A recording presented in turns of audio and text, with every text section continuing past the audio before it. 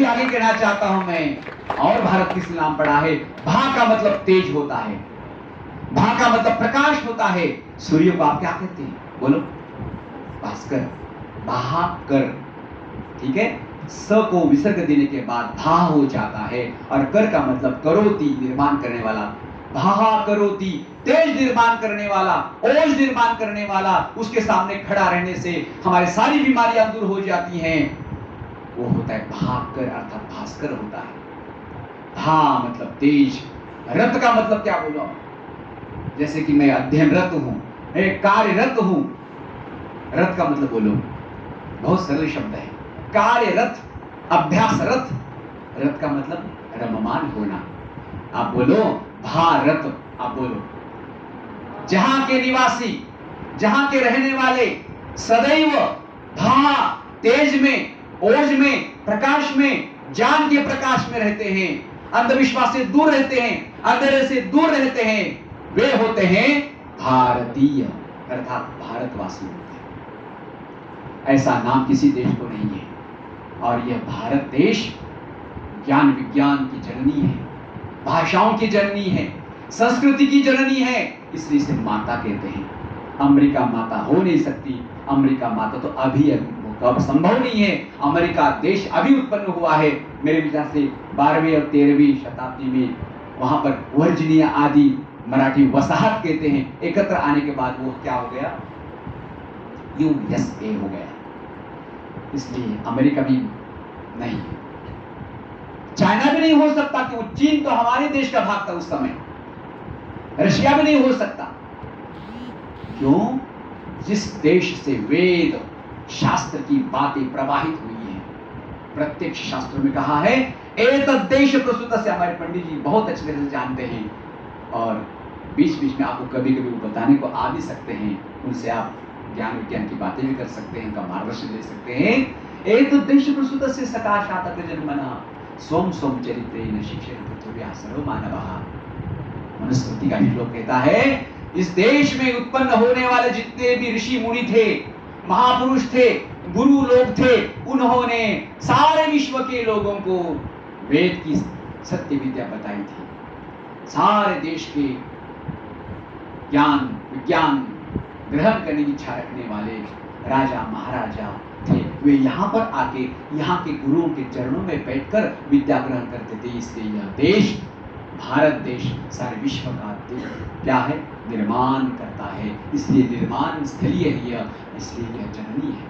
प्यारे बच्चों, यह देश साधारण देश नहीं है, और ऐसे देश में जन्म लेना हम सबका बहुत पुनीत भाग्य। यदि हमारा जन्म दक्षिण अफ्रीका के जंगल में होता तो हम क्या होते आज, विचार करो। यदि हमारा देश, यदि हमारा जन्म चाइना में होता तो आज हम वहां पर रोज रोटी और सब्जी न खाते, क्या खाते आप पता है सब, विचार करो। यदि हमारा जन्म कहीं अन्य देश, दूसरे इंग्लैंड में होता तो हम हमारे परिवार यहाँ पर न होते, हम अलग, हमारी बच्चियां नहीं होती, हमारे बच्चे अलग होते, चरित्र वहां पर होता नहीं है। वहां पर तो विवाह होता है और 4 महीने बाद दूसरा विवाह हो जाता है, वहां पर चरित्र है नहीं। वहां पर चरित्र का देश है हमारा। यहाँ पर माता पिता के संस्कार है, यहाँ पर आजी आजोबा के संस्कार है, यहाँ पर पड़ोस को प्यार करने की बात यहाँ पर आती है। यहाँ पर समाज में कोई दुखी है, उसका दुख दूर करने की भावना यहाँ पर उत्पन्न होती है। गुरुजन के प्रति प्यार, आचार्य के प्रति प्यार और आदर की भावना यहाँ पर होती है। बच्चों, इसलिए हमारा भाग्य है इस देश को, इस देश की संस्कृति को आगे बढ़ाने के लिए, और जरूरत है, आवश्यकता है तो आपकी है। मैं कहता हूँ अब आपको जागना है, आपको भारत का सच्चा निवासी होना है। मैं कहता हूँ आप भारतीय बने, आप हिंदू न बने, इस्लाम निवासी न बने, बौद्धवासी न बने, जैनवासी न बने, आप सिख न बने, आप क्रिश्चियन न बने, आप मनुष्य बने। आज मनुष्य होने की आवश्यकता है। इस देश को आगे बढ़ाने के लिए भारतीय होने की आवश्यकता है। यदि हम सब एक होकर भारतीय बन जाएंगे, हमारे सारे मत पंथ की दीवारें दूर कर यदि हम मनुष्यता की ओर देखेंगे, तो मैं कहता हूँ देश पुनः एक बार सारे विश्व का गुरु होगा। हमारे प्रधानमंत्री देश को गुरु बनाने की बात करते हैं, लेकिन मैं कहना चाहता हूं केवल आर्थिक दृष्टि गुरु होकर नहीं चलेगा, विचारों से भी, संस्कारों से भी गुरु होना पड़ेगा। मैं आपको सबको शुभकामनाएं देता हूं। समय होते जा रहा है, एक ही पंक्ति कहूंगा, आपके लिए कहूंगा। तू जो चाहे पर्वत पहाड़ों को फोड़ दे, तू जो चाहे नदियों के मुख को भी मोड़ दे, तू जो चाहे धरती को अंबर से जोड़ दे, तू जो चाहे नदियों के मुख को भी मोड़ दे, तेरी आत्मा में स्वयं भगवान है। मनुष्य तू बड़ा महान है, मनुष्य तू बड़ा महान है, मनुष्य तू बड़ा महान है। राष्ट्र विकास आपके हाथ में है। कवि कहता है, हमारे राष्ट्र में विकास की बात करते हैं, सड़कें दुरुस्त हो रही हैं, समृद्धि महामार्ग, 25-25 मंजिले इमाम भवन अब हमारे शहर में आ रहे हैं, बढ़िया बढ़िया नंबर की गाड़ियां आ रही हैं। अब आपके हाथ में मोबाइल, अभी 5G 4G 6G भी आ जाएगा। घड़ियां बढ़िया बढ़िया हैं, कितना चमक रही है घड़ी उसके हाथ में। रहे से बढ़िया कपड़े नंबर 1 के आ रहे हैं, चप्पल बढ़िया बढ़िया है, हम ड्रेस क्या देखें, हमारे घर नंबर 1 के बन रहे हैं आज। ये विकास है क्या? विकास इसे नहीं कह सकते। बाहरी विकास कुछ विकास नहीं है, आंतरिक विकास होना चाहिए, आंतरिक विकास होना चाहिए। इस दौरे तरक्की के अंदाज कुछ निराले हैं। सड़कों पर उजाले हैं और घरों में अंधेरे हैं। सड़कों पर उजाले हैं, घरों में क्या अंधेरे हैं। हमारे घर अंधार, अर्थात हमारे अंदर, हमारे घर में, शरीर रूपी घर में अंधकार है। पढ़ा लिखा बच्चा, पढ़ा लिखा नौजवान अंधविश्वास के चक्कर में किसी बुआ के हाथ में दिखाता है, देखो मेरा भविष्य। पढ़ी लिखी कन्याएं बोलती हैं, देखो जी मुझे पति अच्छा मिलेगा क्या? विचार करो, ये हमारी तरक्की है? नहीं। याद रखो, तुम्हारा ज्ञान विज्ञान तुम्हारे हाथ में है।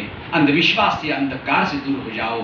महर्षि दयानंद स्वामी सरस्वती के नाम से चलने वाले महाविद्यालय में आप पढ़ रहे हो, जिस महर्षि स्वामी दयानंद सरस्वती ने सारा अंधविश्वास दूर किया था और सारे विश्व को पुनः एक बार बैक टू दी वेदास, अर्थात वेदों की ओर लौटो। तो वेद का ज्ञान सबके लिए खुला ज्ञान है, किसी एक का नहीं है, किसी एक देश का नहीं है। विश्व के मानव को जोड़ने का काम यदि करता है तो वेद ज्ञान करता है। प्यारे बच्चों, हमें महर्षि स्वामी दयानंद के विचारों की ओर बढ़ना पड़ेगा, क्योंकि संस्था का नाम ही दयानंद महाविद्यालय है और साथ साथ उस पर एक ब्रीद वाक्य जुड़ा है। बोलो, आपके महाविद्यालय का बोध वाक्य क्या है? बोलो एक बार। तमसो मां ज्योतिर्गमय।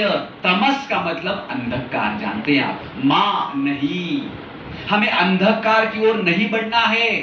हे ईश्वर, हमें किसकी ओर चलो?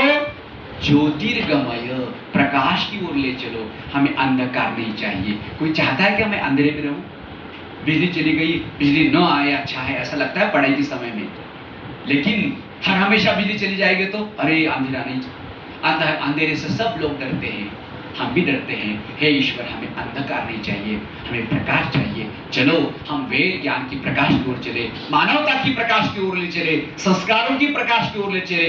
तभी सही अर्थों में हमारा आजादी का अमृत महोत्सव मनाना सार्थक होगा और तभी हमारा हिंदी दिवस मनाना सार्थक होगा। मुझे आपने याद किया, मुझे यहाँ पर आमंत्रित किया, ऐसे प्राचार्य महोदय, माननीय श्री दामजी सर